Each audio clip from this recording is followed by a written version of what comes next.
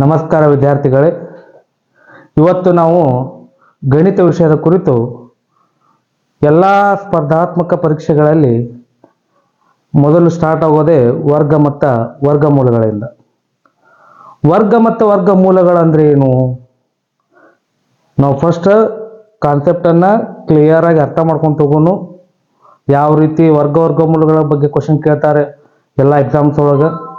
ವರ್ಗ ಅಂದರೆ ಏನು, ವರ್ಗಮೂಲ ಅಂದರೆ ಏನು, ಫಸ್ಟ್ ಸ್ಟಾರ್ಟ್ ಮಾಡೋನು.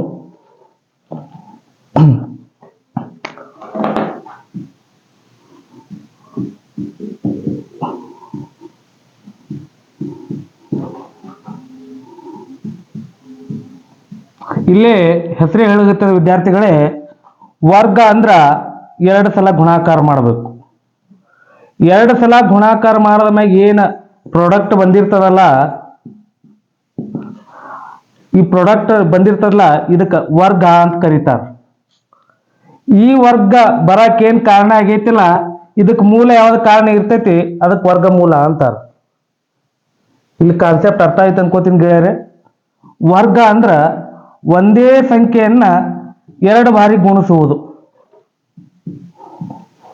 ಗುಣಿಸ್ ನೋಡ್ರಿ ಬೇಕಾದ್ರ, ಒಂದೇ ಸಂಖ್ಯೆಯನ್ನ 2 ಬಾರಿ ಗುಣಿಸುವುದು ಅಂತ ಅರ್ಥ ವರ್ಗ ಅಂದ್ರ. ಗೊತ್ತಾಗತ್ತದ್ರಿ? ನೆಕ್ಸ್ಟ್ ವರ್ಗಮೂಲ.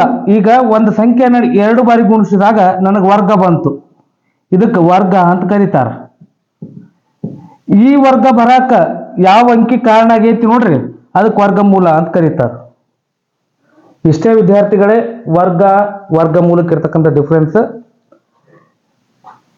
ಈಗ ನಾವು ಫಾರ್ ಎಕ್ಸಾಂಪಲ್ ಎಲ್ಲ ವಿದ್ಯಾರ್ಥಿಗಳು 25 ವರ್ಗವರೆಗೂ ಎಲ್ಲರೂ ಬಹಾಟ್ ಮಾಡಿರ್ತಾರೆ, ಎಲ್ಲರೂ ನೆನ್ಪಿಟ್ಕೊಂಡಿರ್ತಾರೆ, 10ನೇ ತರಗತಿ ತನಕ ಕಲ್ತಿರ್ತಾರೆ. ನೆಕ್ಸ್ಟ್ ಇದಕ್ಕಿಂತ ದೊಡ್ಡ ಸಂಖ್ಯೆಗಳನ್ನ ಬಂದಾಗ ಎಕ್ಸಾಮ್ಸ್ ಒಳಗ ಈಗ 625 ವರ್ಗ ಅಂದ್ರೆ 625 ವರ್ಗ ಮೂಲ ಅಂತ ಕೇಳಿದ್ರೆ 25 ಅಂತ ಆರಾಮಾಗಿ ಹೇಳ್ತೀರಿ, ಯಾಕ ಬಹಾಟ್ ಮಾಡಿರ್ತೀರಿ. ಈಗ ಇದಕ್ಕಿಂತ ದೊಡ್ಡ ಅಂಕಿ ಬಂದಿರ್ತೈತಿ 1025, ಇದರ ವರ್ಗಮೂಲ ಕಂಡಿಡಿ ಅಂತಾನ. 1625 ಇದರ ವರ್ಗಮೂಲ ಕಂಡಿಡಿ ಅಂತಾನ. ಸೊ ಇಂತಿಂತ ದೊಡ್ಡ ದೊಡ್ಡ ಅಂಕಿಗಳು ಬಂದ ಮ್ಯಾಗ ಹೆಂಗ ನಾವು ವರ್ಗಗಳನ್ನು ಕಂಡುಹಿಡಿಬೇಕನ್ನಕ್ಕೆ ಹಲವಾರು ವಿಧಾನಗಳವು. ಆ ವಿಧಾನಗಳನ್ನ ಒಂದೊಂದಾಗಿ ನೋಡ್ತಾ ಬರೋಣ. ವಿದ್ಯಾರ್ಥಿಗಳೇ, ಇವಾಗ ತಾನೇ ಹೇಳಿದ್ದೆ ನಿಮ್ಗೆ ವರ್ಗಮೂಲವನ್ನು ಕಂಡುಹಿಡಿಯಲಕ್ಕ 3 ವಿಧಾನಗಳು ಬರ್ತಾವಂತ. ಆ 3 ವಿಧಾನಗಳು, ಒಂದನೇದು ಪುನರಾವರ್ತಿತ ವ್ಯವಕಲನ ವಿಧಾನ. ಒಂದನೇದು ಯಾವ್ದ್ರಿ? ಪುನರಾವರ್ತಿತ ವ್ಯವಕಲನ ವಿಧಾನ. ನೆಕ್ಸ್ಟ್ ಎರಡನೇ ವಿಧಾನ ಅವಿಭಾಜ್ಯ ಅಪವರ್ತನ ವಿಧಾನ. ಅವಿಭಾಜ್ಯ ಅಪವರ್ತನ ವಿಧಾನ. ನೆಕ್ಸ್ಟ್ ಮೂರನೇದು ಭಾಗಾಕಾರ ವಿಧಾನ. ಭಾಗಾಕಾರ ವಿಧಾನ. ನೋಡ್ರಿ ವಿದ್ಯಾರ್ಥಿಗಳೇ, ಎಲ್ಲಾ ವಿಧಾನಗಳನ್ನ ನೀವು ಎಲ್ಲಾ ಕಡೆ ಕಂಡಿರ್ತೀರಿ. ಆ ವಿಧಾನಗಳನ್ನು ಯಾಕೆ ಯೂಸ್ ಮಾಡ್ಕೊಂತೀವಿ ಅನ್ನೋದನ್ನ ಕೆಲವೊಬ್ಬರಿಗೆ ಕರೆಕ್ಟಾಗಿ ಗೊತ್ತಿರುವುದಿಲ್ಲ.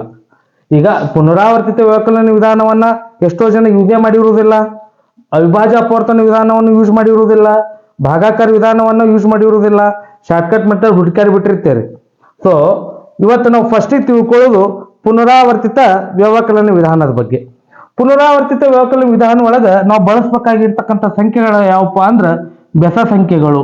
ನೆನ್ಪಿಟ್ಕೊಡ್ರಿ, ಬೆಸ ಸಂಖ್ಯೆಗಳನ್ನ ಪುನರಾವರ್ತಿತ ವ್ಯವಕಲನ ವಿಧಾನ ಒಳಗೆ ಬಳಸಬೇಕು. ನೋಡ್ರಿ, ಫಾರ್ ಎಕ್ಸಾಂಪಲ್ ಇಸಿದ್ ನಿಮಗೆ ನಿಮಗೆ 49 ನಿಮ್ಗೆ ಆಲ್ರೆಡಿ ಗೊತ್ತದ, ಇದರ ವರ್ಗಮೂಲ 7 ಅಂತ. ಸೊ ಇದನ್ನು ಪುನರಾವರ್ತಿತ ವ್ಯವಕಲನ ವಿಧಾನದಿಂದ ಬಿಡಿಸ್ರಿ ಅಂತ 8th ತರಗತಿ ಒಳಗೆ ಕೇಳ್ತಾರ, 9th ಒಳಗೆ ಕೇಳ್ತಾರ, ಕೆಲವೊಂದ್ಸಲ HSTR ಒಳಗೆ ಡಿಸ್ಕ್ರಿಪ್ಷನ್ ಬರೆದಿರ್ತೈತಿ ಅಂತಲ್ಲಿ ಕೇಳ್ತಾರ. ಸೊ ಅವ ಪುನರಾವರ್ತಿತ ವ್ಯವಕಲನ ವಿಧಾನ ಬಿಡಿಸ್ರಿ ಅಂದ್ರ ಬೆಸ ಸಂಖ್ಯೆಗಳು ತಗೊಳ್ರಿ. ಫಸ್ಟ್ ಇಂದ 1ನೇ ಬೆಸ ಸಂಖ್ಯೆ 49 1 ಕಳೀರಿ 48. ನೆಕ್ಸ್ಟ್ ಬಂದಕ್ಕೆ ಇಲ್ಲಿ ಏನ್ ಬಂದಿರ್ತದ ಆನ್ಸರ್ ಇಲ್ಲಿ ತಗೋರಿ. ನೆಕ್ಸ್ಟ್ 48. ನೆಕ್ಸ್ಟ್ ಬೆಸ ಸಂಖ್ಯೆ 1 ಆಗಾನ 3. 48 3 ಕಳೀರಿ. ಎಷ್ಟು ಉಳಿತದ್ರಿ ವಿದ್ಯಾರ್ಥಿಗಳೇ? 45. 45 ನೆಕ್ಸ್ಟ್ 45 ತಗೊಳ್ರಿ. 45 ಮೈನಸ್ಗೆ ಮೈನಸ್ 1 3 ಆಗಾನ ನೆಕ್ಸ್ಟ್ ಬೆಸ ಸಂಖ್ಯೆ 5 40. ನೆಕ್ಸ್ಟ್ ಇಲ್ಲಿ ಬಂದಿದ್ದ ಆನ್ಸರ್ 40 ತಗೊಳ್ರಿ. ನೆಕ್ಸ್ಟ್ ಬೆಸ ಸಂಖ್ಯೆ 7 33. ನೆಕ್ಸ್ಟ್ ತಗೊಳ್ರಿ 33ರಾಗ 24 ಆಯ್ತಾ? ಗುಡ್. ನೆಕ್ಸ್ಟ್ 24 ತಗೊಳ್ರಿ. 9 ಆಗಾನ 11. 24 11 ತೆಗೀರಿ. 24 10 ಕಳೀರಿ 14. 14 1 ಕಳೀರಿ 13. ನೆಕ್ಸ್ಟ್ ಬಂದಿದ್ದ ಆನ್ಸರ್ 13 ತಗೋರಿ. 11 ನೆಕ್ಸ್ಟ್ ಬರೋದು 13 ಬರ್ತದ ಸಂಖ್ಯೆ 0 ಬಂತು. ಈ 0 ತಗೊಂಡ್ ಮಾತ್ರ ಕಳ್ಯಾಕ್ ಬರೋದಿಲ್ಲ.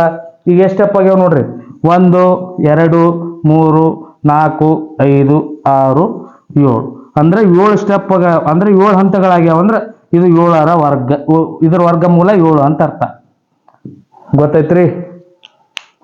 ಇವತ್ತಿಗೆ ಇದಿಷ್ಟು ಕ್ಲಾಸ್ ಮುಗಿಸೋಣ್ರಿ. ನೆಕ್ಸ್ಟ್ ಕ್ಲಾಸ್ ಒಳಗ ಭಾಗಾಕಾರ ವಿಧಾನವನ್ನು ಹೇಳ್ಕೊಡ್ತೀನಿ, ಅವಿಭಾಜ್ಯ ಅಪವರ್ತನ ವಿಧಾನ ಹೇಳ್ಕೊಡ್ತೀನಿ. ಶಾರ್ಟ್ಕಟ್ ಮೆಥಡ್ಕ್ಕಿಂತ ಕಾನ್ಸೆಪ್ಟ್ ಕ್ಲಿಯರ್ ಮಾಡ್ಕೊಡ್ರಿ.